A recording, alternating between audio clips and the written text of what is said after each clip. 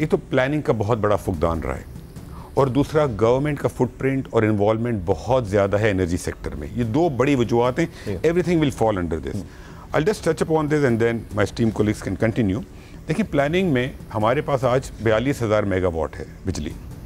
हमारी peak demand होती है 25,000 मेगावाट, और विंटर में हम लेते हैं 9,000 मेगावाट। तो यानी कि जो हमारे पास कैपेसिटी है, समर में हम 60% इस्तेमाल करते हैं, विंटर में 20% करते हैं। जब हमारी रिक्वायरमेंट ये नहीं थी तो हमें इतनी बिजली नहीं लगानी चाहिए थी माजी में। We should have planned better.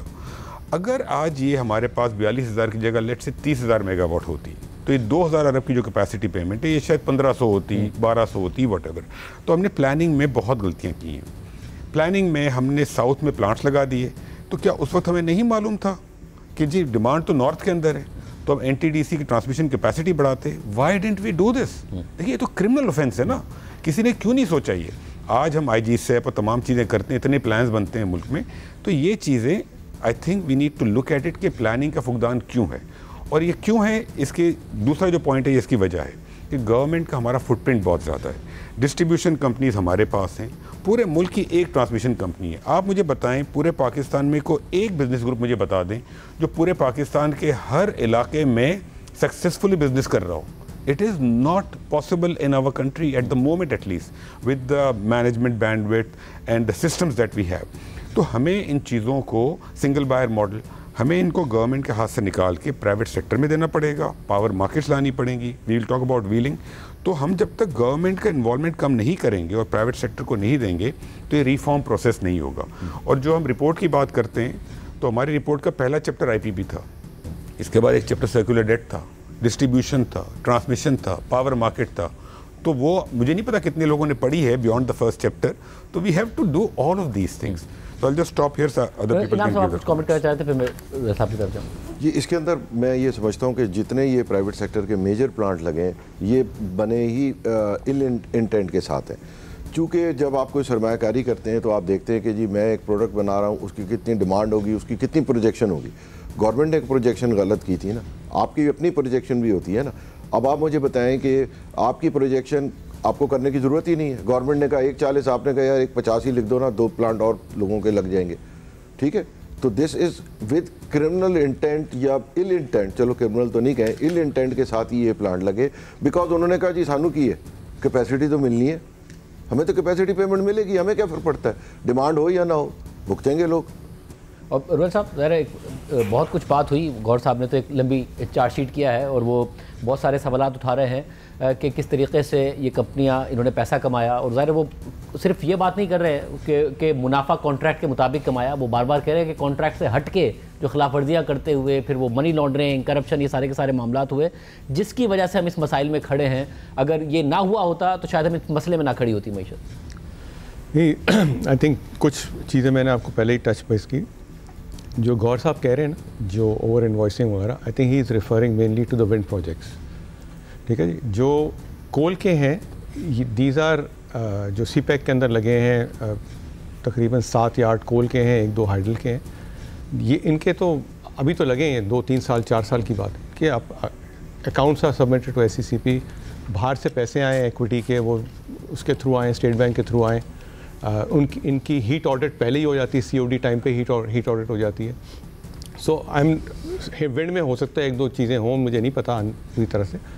लेकिन जो 2015 के हैं, ये जो विंड की बात कर रहे हैं वो 2006 के हैं, 2015 के हैं, उसके अंदर I don't think there is any issue. आप जैसे मैंने आपको कहा कि अप फ्रंट टैरिफ नेपरा ने दिया था वो करके, उसके बाद लोगों ने ऑप्ट किया, ऐसे नहीं कि पहले ऑप्ट किया हो।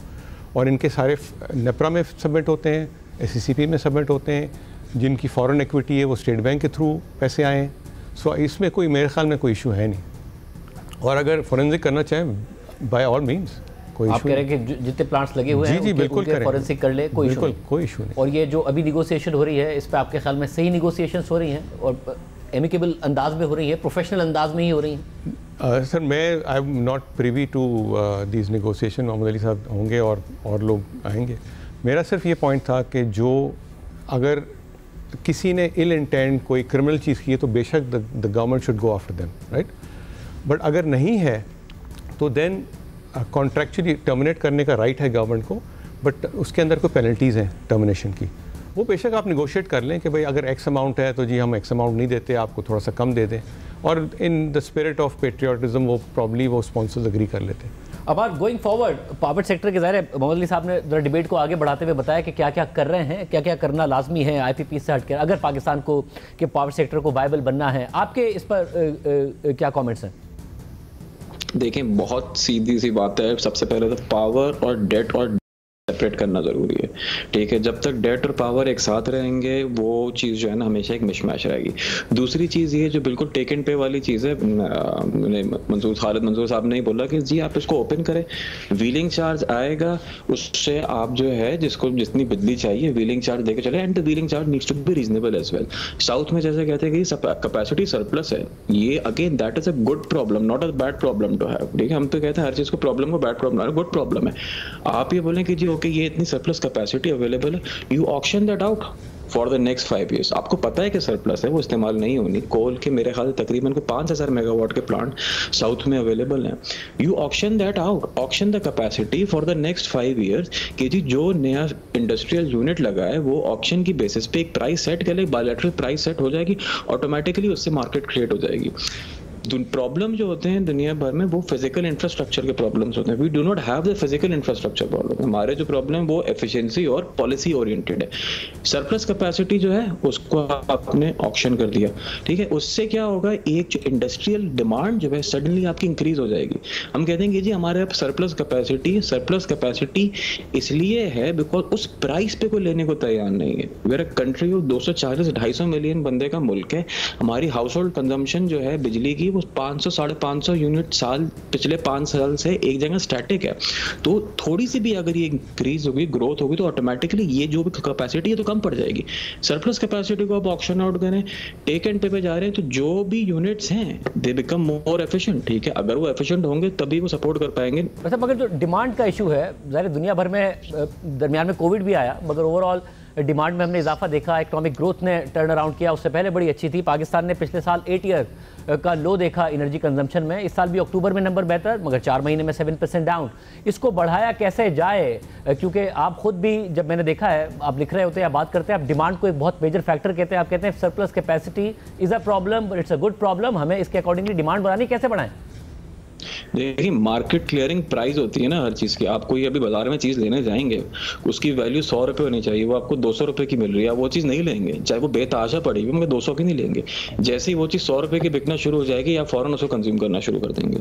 तो जब मैं ये बात कह रहा हूँ कि आपके सरप्लस कैपेसिटी अवेलेबल है, साउथ में जितने भी प्लांट हैं आपके पास, लेट्स से कोयले की, इसकी वेरिएबल कॉस्ट तकरीबन आती है कुछ 14 रुपये से 16 रुपये तक की आती है, ठीक है। और कैपेसिटी उसकी ऑलरेडी पे ऑफ हो रही है। इन्हीं की कैपेसिटी को आप ऑक्शन करेंगे जी 100 मेगावाट के इंक्रीमेंट में कोई अगर नई इंडस्ट्री लगाता है, हम उसको 100 मेगावाट बिजली देंगे और ये प्राइस उस पर लॉक कर देंगे। उस पर एक ओपन ट्रांसपेरेंट ऑक्शन होगा। सडनली यू विल सी कि यार 25 रुपए पे, 28 रुपए पे, 30 रुपए पे बेताशा डिमांड आ जाएगी। डिमांड आपकी करंट प्राइस पे नहीं है। प्राइस जैसे ही रैशनलाइज होगी, ऑटोमेटिकली डिमांड और आना आपकी शुरू हो जाएगी। तो demand is not a problem, ठीक है, प्राइस इज द प्रॉब्लम। जरूरत अब इस चीज की है कि हम इस कैपेसिटी को इस्तेमाल किस तरह करें। छोटी सी मैं एक मिसाल देता हूं जो कि हमेशा बात करते हैं कि हमारा जो पहले लोड होता था, पीक लोड, आज से 5 साल 7 साल पहले हमारा पीक लोड होता था दोपहर 2 बजे 3 बजे, जब इंडस्ट्री भी चल रही होती थी और घरों की कूलिंग की डिमांड भी होती थी। तो उससे क्या होता था कि 2 बजे 3 बजे मैक्स आउट होता तो लोड शेडिंग होती थी। सोलर की वजह से वो बिल्कुल ऑपोजिट हो गया। अब हम सोलर को रोकते हैं। सोलर क्यों है? सोलर तो अच्छी चीज़ है, बुरी चीज़ थोड़ी है। अब हमारा जो पीक लोड होता है वो रात 11 बजे होता है, 11 बजे से लेकर 2 बजे तक होता है। ड्यूरिंग डे टाइम आपका एसेंशियली एक डक कर्व बनता है, यानी कि जो डिमांड है आपकी गिर जाती है। उस सरप्लस डिमांड, जो सरप्लस कैपेसिटी अवेलेबल है, वो आप इंडस्ट्रीज को कम रेट पे दे सकते हैं, मार्जिनल कॉस्ट पे दे सकते हैं। अगर मार्जिनल कॉस्ट एडिशनल यूनिट बनाने की आपकी कॉस्ट 16 रुपये 17 रुपये, वो एडिशनल यूनिट आप 20 रुपये का दे दें। पाकिस्तान में इंडस्ट्रियल डिमांड बिल्कुल भी नहीं है। मुश्किल मैक्सिमम जो इंडस्ट्रियल डिमांड हमारी गई है वो तकरीबन 3800 मेगावाट गई है 2021-22 में।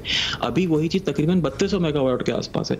ये 600 मेगावाट का जो डेल्टा है ये आप ऑटोमेटिकली कवर कर सकते हैं थ्रू जस्ट बेटर प्राइसिंग।